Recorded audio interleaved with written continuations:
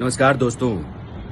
Doctor Bhimrao Ambedkar जो भारतीय संविधान के निर्माता कहे जाते हैं, जिनकी जयंती को हम समानता दिवस या ज्ञान दिवस के रूप में मनाते हैं, दरअसल यह उस विभूति को नमन है जिसने आज़ाद हिंदुस्तान की आने वाली पीढ़ियां कैसी होंगी, यानी कि देश के भविष्य का निर्माण किन नींवों पर होगा, इसको लेकर के बहुत साफ दृष्टि रखता था।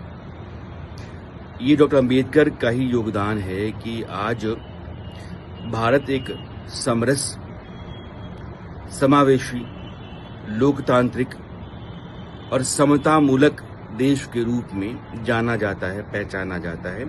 खास करके जो कमजोर तबका और महिलाएं हैं, उनकी मुक्ति का जो आंदोलन रहा और जिस तरीके की मुक्ति आज़ाद हिंदुस्तान में वो धीरे धीरे समय के साथ हासिल करते चले गए, इसमें अगर किसी एक व्यक्ति का योगदान रहा है तो डॉक्टर अंबेडकर का, जिन्होंने उस तरह का संविधान भारत को दिया। अब आप ये समझिए कि एक व्यक्ति जो भारतीय लोकतंत्र का हिस्सा बनने के लिए लगातार 2 बार, यानी कि जब उन्होंने सितंबर 1951 में इस्तीफा दिया नेहरू मंत्रिमंडल से और 52 के चुनाव में उतरे अपनी पार्टी बना करके, तो वो हार गए।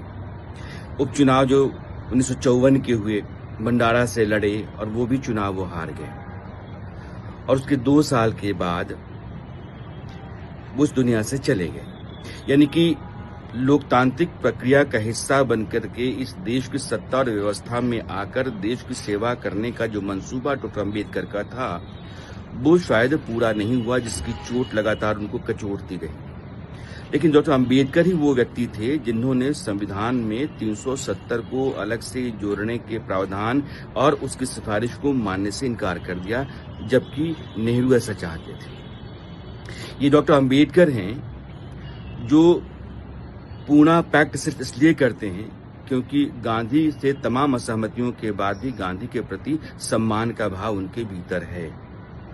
एक सजग, जागरूक भारत कैसे बने और लोकतांत्रिक प्रक्रिया का हिस्सा बनकर के देश को कैसे मजबूत किया जाए और उसको आगे बढ़ाने में अपना योगदान तय किया जाए, अगर इसका कोई बहुत ही आदर्श रूप दिखता है तो डॉक्टर अंबेडकर दिखते हैं। जबकि उस समय जब वो भारतीय राजनीति का हिस्सा थे, संविधान निर्माण का प्रमुख अंग थे, उनको उतनी अहमियत नहीं मिली जितनी मिलनी चाहिए थी। लेकिन समय के साथ साथ लगातार अंबेडकर का कद बड़ा होता चला गया और आज डॉक्टर अंबेडकर नए भारत के निर्माण के बड़े पुरोधा माने जाते हैं। इसलिए उनका योगदान और भारत निर्माण के प्रति उनकी जो दृष्टि थी, उसको नमन।